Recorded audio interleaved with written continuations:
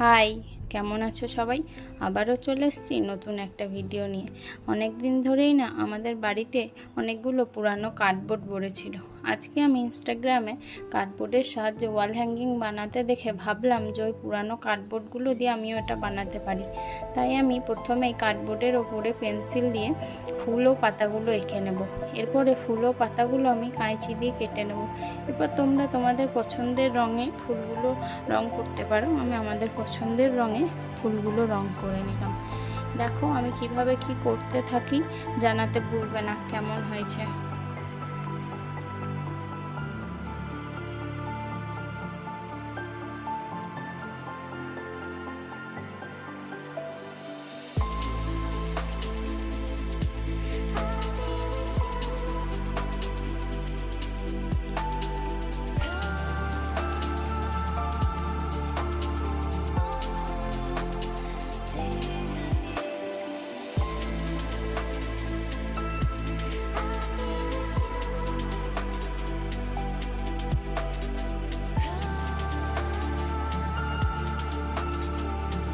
দেখো কথা বলতে বলতে আমার ওয়াল হ্যাঙ্গিংটা বানানো হয়ে গেল।